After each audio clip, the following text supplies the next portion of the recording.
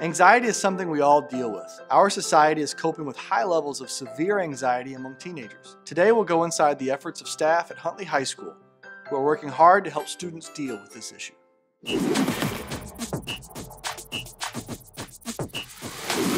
I'm Jessica Lombard, Associate Superintendent. And I'm Scott Rose, Superintendent. Welcome to Huntley 158 Today.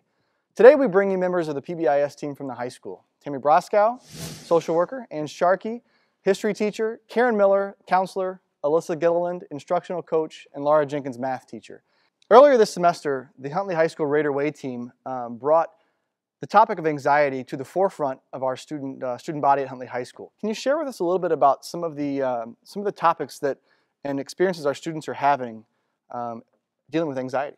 Sure. In the United States, about 20 to 25% of teens exhibit issues with anxiety over the course of their time. And so this was an issue we've seen increasing number of students deal with here at Huntley High School. It's highly treatable. There's a lot of different techniques that we brought to our students, resources from here at the high school. But we do find that only about 40% of people with anxiety seek treatment. When we say anxiety, what are we talking about, and why is it important that we give steps to our students to be able to deal with anxiety? I think when we look at anxiety, and this is one of the points we tried to make when we were doing the lesson for students, is there's a difference between anxiety, which some people might label as stress or worry, and then an anxiety disorder. So we really tried to differentiate between the two and explain that anxiety is a normal part of human experiences. We all have anxiety, right? We all feel stressed about tests or maybe speaking in front of a camera, any big event or something we're fearful of. I always give the example of a roller coaster, one of my personal fears, right? So those moments bring us high levels of anxiety.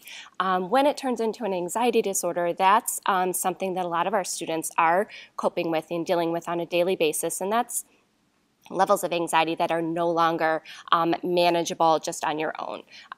When you're dealing with it day in and day out, moment after moment, and it's impacting everything from sleep, health, school performance, social relationships, family relationships, and that's when we look to other types of resources that we hope students and their families and even teachers will reach out for those types of things. We know that everyone deals with anxiety in different ways. What are some coping mechanisms that our viewers could use or as parents can use to suggest to their students when they're battling the everyday anxiety that we all deal with? Everyone experiences anxiety, and there are coping mechanisms we can use. When we are feeling anxious, our body creates all kinds of adrenaline, and so we have to learn to slow our body down. And some of the ways we can do that is through breathing, slowing your breathing, taking in deep breaths, holding them, and then slowly letting the air out. So slowing your body down. Taking a walk and exercise also helps to use that adrenaline in a productive way. Good sleep is really important. And a lot of times that is difficult for people who are anxious. So that exercise piece becomes really important because it also helps with sleep. And then also just being able to think positively about things. And that doesn't mean, that you tell yourself that you're fabulous and wonderful. What that means is you don't catastrophize. You don't think, if I don't pass this test, I'll never graduate high school. That's the end of my life. Instead, you think, I'll study as hard as I can. I'll do the best I can, and we'll take it from there. Mm-hmm. So just positive thinking, the way you would talk to a friend instead of the way you would talk to somebody, to yourself, which can be pretty critical. So we've talked about all of kind of the signs, the symptoms, things like that. What resources are there for our students and our families who are dealing with anxiety? At our high school, we have student service pods. In each of those pods, we have 2 counselors, a social worker, and a dean, all of which are people that students can go and talk to, especially if they're feeling anxious. In addition to that, we have social academic instructional groups that students can be part of. They are co-facilitated by our clinicians, social workers, and counselors.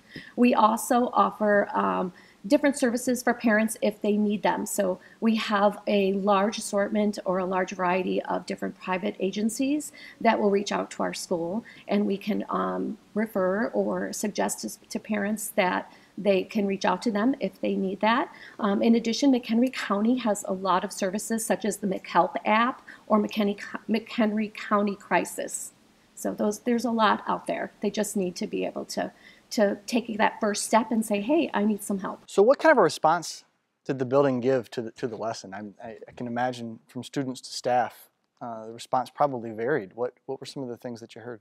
The response was overwhelmingly positive. Many students reached out and said they were really grateful for the information that was provided.